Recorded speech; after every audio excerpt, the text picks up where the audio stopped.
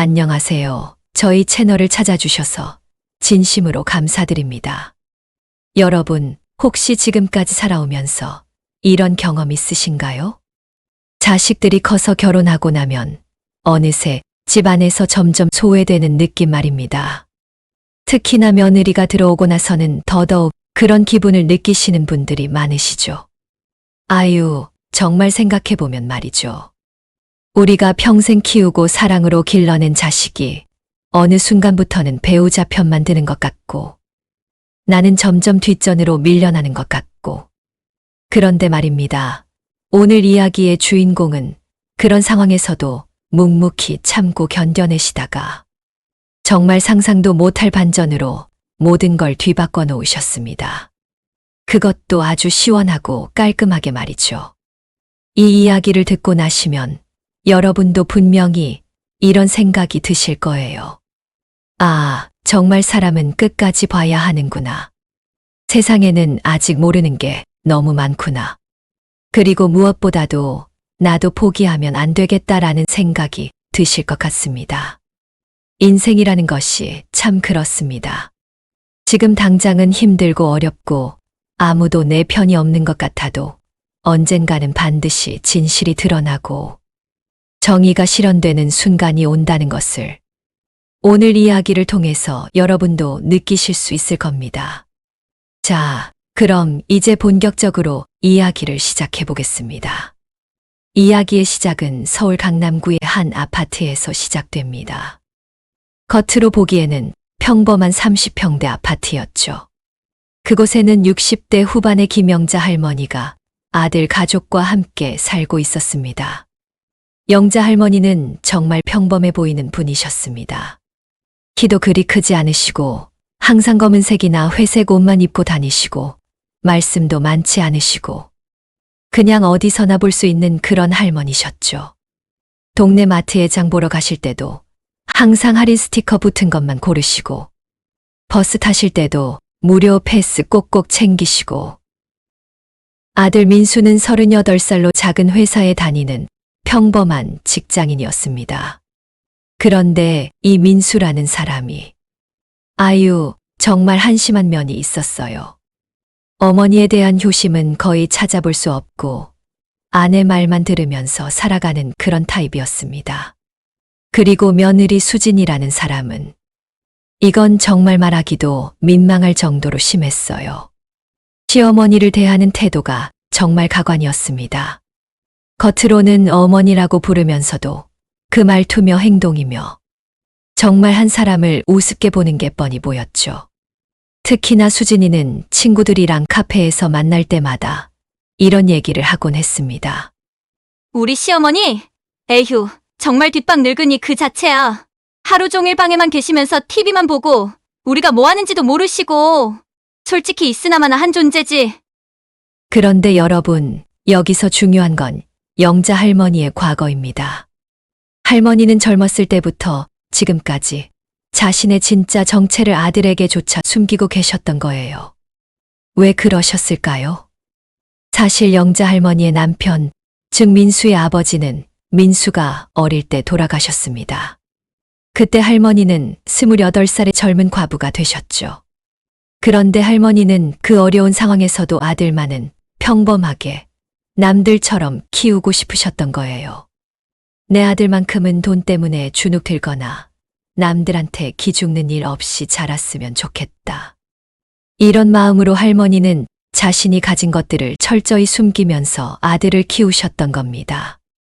그래서 민수는 어려서부터 지금까지 자신의 어머니를 그냥 평범한, 아니 평범보다도 못한 가정환경에서 자란 줄로만 알고 있었어요. 어머니가 생활비도 넉넉지 않고 연금도 얼마 안 되고 그래서 자기들이 부양해야 하는 부담스러운 존재라고 생각하고 있었던 거죠. 그런데 말입니다. 이 모든 게 사실이 아니었다는 걸 나중에 알게 되면 정말 충격이 아닐 수 없죠. 할머니는 매일 아침 일찍 일어나서 아들 가족을 위해 밥을 해주시고 손자 학교 준비물도 챙겨주시고 집안일도 묵묵히 도와주셨습니다. 그런데 받는 대접은 정말 말하기도 민망할 정도였어요. 수진이는 친구들한테 전화할 때마다 시어머니 때문에 정말 스트레스야. 언제까지 모셔야 하는 거야? 솔직히 양로원 같은 데 보내고 싶은데 우리 남편이 그건 또 싫다고 하고. 이런 말들을 할머니가 다 들으셨을 거예요. 그런데도 말 한마디 안 하시고 참으셨던 거죠. 그렇게 몇 년을 지나면서 상황은 점점 더 나빠져만 갔습니다. 특히나 작년 가을쯤부터는 정말 심했어요. 수진이가 임신을 했거든요. 둘째를 가진 거죠. 그런데 이게 오히려 할머니에게는 더 큰 시련의 시작이었습니다. 임신한 며느리를 돌보느라 할머니의 일거리는 더 늘어났는데 고마움은커녕 더 무심한 당하게 된 거예요. 어머니, 저 지금 입덧 때문에 힘드니까 설거지는 어머니가 해주세요. 어머니, 아이 학원 픽업은 어머니가 해주시고요. 어머니, 오늘 장 보러 가실 때 이것도 사오세요. 그런데 말투가 정말 명령조였어요. 부탁하는 게 아니라 시키는 거였죠. 할머니는 그래도 참으셨습니다. 내가 참으면 되지 뭐. 아들이 행복하면 되는 거 아니야. 이런 마음으로 말이죠. 그런데 결정적인 사건이 벌어진 게 지난 겨울이었습니다. 수진이의 친정어머니가 와서 한 달 정도 머물게 된 거예요. 그때부터 할머니에 대한 대우는 정말 말로 표현할 수 없을 정도로 심해졌습니다. 수진이의 친정어머니는 처음 와서부터 영자 할머니를 완전히 무시했어요. 인사도 제대로 안 받고 할머니가 해드린 음식도 이건 너무 짜네. 이건 너무 싱거워. 이런 식으로 불평만 했죠. 그리고 수진이는 자기 엄마가 오니까 더욱 기고만장해졌어요. 어머니, 우리 엄마가 계시는 동안은 어머니가 좀 불편하시더라도 양해해주세요. 엄마가 임신한 딸 돌보러 멀리서 오신 거니까. 그런데 정말 기가 막힌 건 영자 할머니를 거의 가정부 취급을 했다는 거예요. 아침에 일어나면 할머니한테 어머니, 우리 엄마 아침 식사 준비해 주시고요. 낮에는 우리 엄마 빨래 좀 해주시고요. 저녁에는 우리 엄마 발 마사지 좀 해주실 수 있어요? 아유, 정말 듣고만 있어도 화가 나는데 당사자이신 할머니는 어떤 마음이셨을까요? 그리고 더 가슴 아픈 건 아들 민수의 태도였어요. 이 모든 상황을 보면서도 어머니 편을 들기는커녕 오히려 어머니한테 이런 말을 했어요. 엄마, 수진이가 지금 임신해서 예민한 상태니까 좀 이해해 주세요. 그리고 장모님도 계시는데 좀 더 살갑게 해주시면 안 될까요? 너무 뒤로만 빠져 계시니까 서운해 하시는 것 같아요. 할머니는 그 말을 듣고 정말 많이 상처받으셨을 거예요. 자신이 평생을 바쳐서 키운 아들이 지금 자신을 완전히 남으로 취급하고 있다는 걸 깨달았을 테니까요. 그런데 결정타는 따로 있었습니다. 어느 날 저녁 수진이와 친정어머니가 부엌에서 나누는 대화를 할머니가 우연히 들으시게 된 거예요. 엄마, 솔직히 시어머니 때문에 너무 스트레스야. 집안일은 해주시긴 하는데 뭔가 눈치도 없고 답답해. 그냥 양로원 보내버릴까? 그래, 엄마도 보니까 너무 답답하더라. 저런 뒷방 늙은이가 집에 있으면 분위기만 무거워져. 그냥 시설에 보내고 너희들끼리 살아. 그런데 우리 남편이 그건 안 된다고 해. 효자인 척하면서. 아이고, 그럼 어쩌니? 평생 저런 식으로 살 거야? 엄마, 사실은 말이야. 시어머니가 돌아가시면 이 집이라도 우리 거 되잖아? 그때까지만 참으면 되는 거 아닐까? 이 대화를 들은 할머니의 마음이 어땠을까요? 정말 상상만 해도 가슴이 미어집니다. 그날 밤 할머니는 잠을 한숨도 못 주무셨을 거예요. 평생을 아들을 위해 살아왔는데 이제는 그 아들조차도 자신을 짐으로 여기고 있다는 걸 깨달았을 테니까요. 그 다음 날부터 할머니는 많이 달라지셨어요. 말수도 더 적어지시고 식사도 거의 안 하시고 하루 종일 방에만 계시면서 창밖만 바라보셨죠. 아들 민수는 그런 어머니를 보면서도 별로 걱정하는 기색이 없었어요. 요즘 엄마가 좀 이상하긴 한데 나이 드시면서 그런가 보다 이 정도로만 생각했던 거죠. 수진이는 오히려 좋아했어요. 어머니가 조용해지시니까 훨씬 낫네. 이런 식으로 계시면 우리도 편하고. 그런데 어느 날 아침 할머니가 갑자기 외출을 하신 거예요. 그것도 평소와는 완전히 다른 모습으로 말이죠.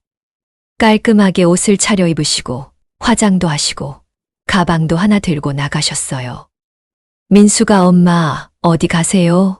하고 물어봤지만 할머니는 그냥 잠깐 볼 일이 있어서 라고만 하시고 나가셨죠.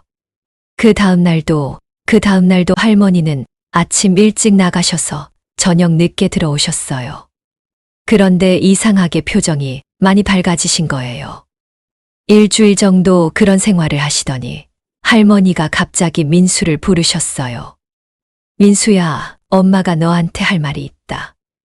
네. 엄마 뭐예요? 다음 주에 이사를 할 거야. 예? 이사요? 갑자기 왜요? 엄마가 앞으로 혼자 살기로 했어. 민수는 깜짝 놀랐어요. 사실 마음 한편으로는 좀 편해질 것 같다는 생각도 들었지만 그래도 겉으로는 걱정하는 척했죠. 엄마, 혼자 어떻게 살아요? 경제적으로도 힘드실 텐데. 걱정하지 마, 엄마 혼자서도 충분히 살 수 있어. 수진이는 속으로 너무 좋아했어요. 드디어 시어머니가 나간다니 정말 잘 됐다. 이런 생각이었죠.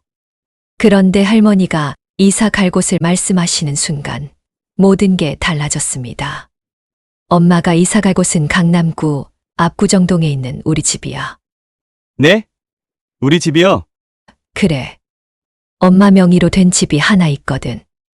민수는 어리둥절했어요. 엄마, 무슨 말씀이세요? 엄마가 언제 집을 사셨어요? 그때 할머니가 조용히 말씀하셨어요. 민수야, 사실 엄마가 너한테 숨긴 게 있어. 이제는 더 이상 숨길 필요가 없을 것 같아서 말하는데. 할머니가 입을 열기 시작했어요. 민수야, 엄마가 내 아버지하고 결혼할 때 아버지는 평범한 직장인이었어. 그런데 엄마는 좀 다른 집안 출신이었지. 어떻게 다르다는 거예요? 엄마 아버지, 그러니까 너희 외할아버지는 큰 사업을 하던 분이었어. 지금으로 치면 재벌이라고 할 수 있을 정도로. 민수는 말이 안 나왔어요. 수진이도 마찬가지였고요. 할머니는 계속 말씀하셨어요. 그런데 엄마가 내 아버지하고 결혼할 때 아버지가 그랬어. 나는 처가의 도움 없이 내 힘으로 살고 싶다고. 그래서 엄마도 아버지 뜻을 존중해서 친정의 도움을 받지 않고 살았지. 그럼, 아버지가 돌아가신 다음에도 마찬가지였어. 엄마는 너만큼은 평범하게 남들과 똑같이 키우고 싶었거든. 돈이 많다고 해서 교만하게 자라거나 노력하지 않는 사람이 되길 원하지 않았어. 이때 수진이가 떨리는 목소리로 물었어요. 그럼 어머니, 지금도 그래, 엄마는 지금도 여전히 많은 재산을 가지고 있어. 부동산만 해도 서울에 건물 몇 채가 있고 주식이며 예금이며. 정확한 금액은 말하지 않겠지만 너희가 걱정할 정도는 절대 아니야. 방 안이 완전히 조용해졌어요. 아무도 말을 할 수가 없었죠. 할머니는 차분하게 계속 말씀하셨어요. 그런데 말이야, 민수야. 엄마가 이렇게 살면서 가장 힘들었던 건 돈이 없어서가 아니었어. 내가 키운 아들이, 내가 평생 사랑으로 길러낸 아들이 나를 짐으로 여기고 있다는 걸 알게 된 거였어. 민수는 얼굴이 새하얗게 됐어요. 엄마, 그게 아니야. 변명하지 마. 엄마가 다 들었어. 너희들이 나를 뒷방 늙은이라고 부르는 것도 다 들었고, 나를 양로원에 보내려고 하는 것도 다 알고 있어. 수진이는 그제야 무릎이 풀려서 주저앉았어요. 어머니, 정말 죄송합니다. 제가 잘못했습니다. 이제 와서 사과해도 늦었어. 나는 이미 결정했어. 할머니가 가방에서 서류 뭉치를 꺼내셨어요. 이게 뭔지 아니? 뭐예요? 유언장이야. 그리고 재산 분할 계획서. 민수와 수진이의 얼굴은 이미 새하얗게 변해 있었어요. 원래는 내가 죽으면 모든 재산을 너한테 상속해 주려고 했어. 그런데 이제는 생각이 바뀌었지. 엄마, 내 재산은 모두 사회에 기부할 거야. 어려운 노인분들을 위한 복지시설과 소외계층 아이들을 위한 교육재단을 만드는데 쓰일 예정이요. 이때 수진이가 울면서 매달렸어요. 어머니, 제발요. 제가 정말 잘못했어요. 다시 한 번만 기회를 주세요. 하지만 할머니는 단호하셨어요. 기회는 이미 충분히 줬어.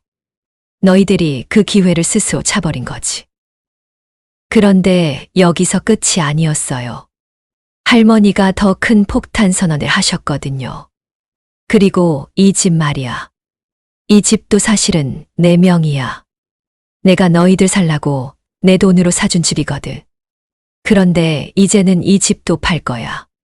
그리고 그 돈도 기부할 예정이고. 민수는 완전히 패닉 상태가 됐어요. 자기가 지금까지 살던 집이 어머니 것이었다는 것도 충격이었지만 그보다 더 큰 충격은 자신이 어머니를 그렇게 무시하고 살았다는 사실이었죠. 엄마, 제가 정말 잘못했어요. 앞으로 정말 잘할게요. 제발 한 번만 더 기회를 주세요. 하지만 할머니의 마음은 이미 돌이킬 수 없었어요. 민수야, 너는 내 아들이야. 그건 변하지 않아. 하지만 이제는 내가 스스로 살아가야 할 때가 온 것 같아. 내가 진짜로 성숙한 사람이 되려면 부모에게 의존하지 않고 혼자서도 살 수 있어야 하거든. 그리고 수진이한테는 더욱 차갑게 말씀하셨어요. 수진 씨, 당신은 내 며느리였지만 이제는 아니야. 당신이 나를 대하는 방식을 보면서 당신이 어떤 사람인지 충분히 알 수 있었거든. 결국 할머니는 정말로 이사를 가셨어요. 압구정동에 있는 고급 주택으로 말이죠. 그리고 민수와 수진이는 갑자기 집도 잃고 앞으로 받을 수 있을 거라고 생각했던 상속재산도 모두 날아갔죠. 여러분, 이 이야기에서 우리가 얻을 수 있는 교훈이 무엇일까요? 첫 번째는 사람을 겉모습으로 판단하면 안 된다는 것입니다.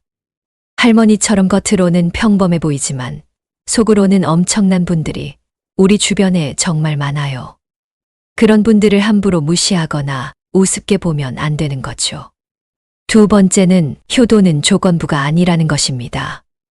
부모님이 돈이 많든 없든 나한테 도움이 되든 안 되든 부모는 부모예요. 그분들이 나를 키워주신 은혜만으로도 충분히 존경받을 자격이 있는 거죠. 세 번째는 말과 행동을 조심해야 한다는 것입니다. 특히나 가족끼리는 더욱 그래요. 한 번 상처받은 마음은 쉽게 회복되지 않아요. 수진이처럼 뒷방 늙은이라는 말을 함부로 했다가 결국 모든 걸 잃게 된 거죠. 네 번째는 진짜 지혜는 침묵에서 나온다는 것입니다. 할머니는 그 모든 모욕과 무시를 참으면서도 마지막까지 자신의 품위를 지키셨어요. 그리고 적절한 때에 적절한 방법으로 진실을 드러내셨죠. 이것이 바로 진짜 어른의 모습이라고 생각합니다. 다섯 번째는 자식 사랑에도 한계가 있다는 것입니다. 아무리 자식이 예쁘고 사랑스러워도 그 자식이 나를 우습게 보고 무시한다면 언젠가는 그에 맞는 대가를 치러야 한다는 거예요. 할머니의 결정이 냉정해 보일 수도 있지만 사실은 아들을 위한 마지막 교육이었을 수도 있어요. 그런데 여러분, 이 이야기에서 가장 중요한 건 뭐라고 생각하세요? 바로 때늦은 후회입니다. 민수와 수진이가 할머니의 진실을 알고 나서 아무리 후회하고 사과해도 이미 때는 늦었어요. 할머니의 마음의 상처가 너무 깊게 박혀버린 거죠. 우리도 마찬가지입니다. 지금 내 옆에 있는 가족들, 특히나 부모님이나 시부모님을 함부로 대하면 안 돼요. 나중에 잘해드리면 되겠지. 지금은 좀 힘드니까 참아주시겠지. 이런 생각으로 미루다 보면 정말 돌이킬 수 없는 상황이 올 수도 있거든요. 그리고 또 하나 생각해 볼 점은 할머니가 왜 그렇게 오랫동안 참으셨을까 하는 것입니다. 할머니는 충분히 언제든지 진실을 밝히고 아들과 며느리를 혼낼 수 있었어요. 그런데 왜 그렇게 오래 참으셨을까요? 아마도 마지막까지 아들과 며느리가 스스로 깨닫기를 바라셨을 거예요. 내가 말하지 않아도 언젠가는 이 아이들이 알아서 깨닫겠지. 그래서 진심으로 나를 존중하고 사랑해주겠지. 이런 마음이었을 것 같아요. 하지만 그 기대는 결국 빗나갔죠. 민수와 수진이는 끝까지 깨닫지 못했고, 오히려 더욱 심하게 할머니를 무시했어요. 그래서 할머니도 더 이상은 참을 수 없었던 거예요. 여러분, 이런 상황이 우리 주변에서도 얼마나 많이 일어나고 있을까요? 겉으로는 별것 없어 보이지만 사실은 대단한 분들이 주변에 계실 수도 있어요. 그런 분들을 함부로 무시하거나 우습게 보면서 살고 있지는 않은지 한번 돌아볼 필요가 있을 것 같습니다. 여러분도 할머니처럼 너무 참기만 하지는 마세요. 물론 가족을 사랑하는 마음, 자식을 아끼는 마음은 이해합니다. 하지만 그렇다고 해서 여러분의 존재 자체가 무시받아도 되는 건 아니에요. 여러분은 충분히 존경받을 자격이 있는 분들이에요. 지금까지 살아오신 그 긴 인생, 그 속에서 쌓은 경험과 지혜, 그리고 가족을 위해 헌신해온 그 마음들. 이 모든 게 정말 소중하고 값진 것들이거든요. 그러니까 만약에 지금 가족들이 여러분을 제대로 대우하지 않는다면 적절한 방법으로 여러분의 목소리를 내세요. 물론 할머니처럼 극단적인 선택을 하라는 건 아니에요. 하지만 최소한 나는 이런 대우를 받을 사람이 아니다라는 걸 분명히 표현하실 필요는 있어요. 그리고 젊은 세대 여러분들께도 말씀드리고 싶습니다. 지금 여러분의 부모님, 시부모님을 어떻게 대하고 계신가요? 혹시 바쁘다는 핑계로, 힘들다는 이유로 그분들을 소홀히 대하고 있지는 않나요? 부모님의 과거를 정말 다 알고 계신가요? 그분들이 지금까지 어떤 삶을 살아오셨는지, 어떤 희생을 하셨는지, 어떤 꿈을 포기하셨는지, 이런 것들을 진짜로 알고 계시는지요? 이 할머니처럼 여러분의 부모님도 여러분이 모르는 이야기를 가지고 계실 수도 있어요. 그런데 그걸 알게 되는 때가 너무 늦으면 정말 후회해도 소용없을 수도 있거든요. 자, 오늘 이야기가 길었는데요. 끝까지 들어주셔서 정말 감사합니다. 이 이야기를 들으면서 여러분은 어떤 생각이 드셨나요? 할머니가 너무 냉정했다고 생각하시는 분도 계실 것 같고, 아니면 당연한 결과라고 생각하시는 분도 계실 것 같아요. 저는 개인적으로 할머니의 선택을 이해합니다. 물론 아들과 완전히 연을 끄는 건 좀 안타깝긴 하지만 그만큼 상처가 깊었다는 뜻이겠죠. 그리고 무엇보다도 할머니는 마지막까지 품위를 지키셨어요. 화를 내거나 소리를 지르지 않고 조용히 자신의 뜻을 관철시키셨거든요. 여러분도 혹시 지금 가족 관계에서 스트레스를 받고 계신다면 이 할머니를 본받아 보세요. 무조건 참기만 하는 것도 답이 아니고 그렇다고 감정적으로 폭발하는 것도 좋지 않아요. 차분하고 지혜롭게 하지만 단호하게 자신의 입장을 표현하시는 게 좋을 것 같아요. 그리고 무엇보다도 지금 여러분 옆에 있는 가족들을 좀 더 소중하게 여기시기 바랍니다. 그분들이 지금은 별것 아닌 것처럼 보일 수도 있지만 사실은 여러분이 모르는 엄청난 이야기들을 가지고 계실 수도 있거든요. 그리고 혹시라도 지금까지 가족들을 소홀히 대했다면 늦기 전에 마음을 고쳐보세요. 이 이야기의 민수와 수진이처럼 너무 늦어서 후회하는 일이 없도록 말이에요.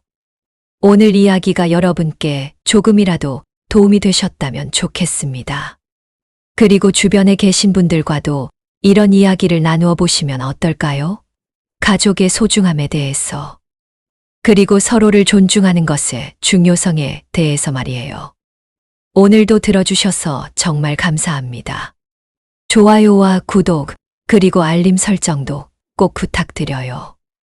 그리고 댓글로도 여러분의 생각을 들려주세요. 혹시 비슷한 경험이 있으시거나 오늘 이야기에 대한 의견이 있으시다면 언제든지 댓글로 나누어 주시면 감사하겠습니다. 다음에도 더 좋은 이야기로 찾아뵙겠습니다. 여러분 모두 건강하시고 행복하세요.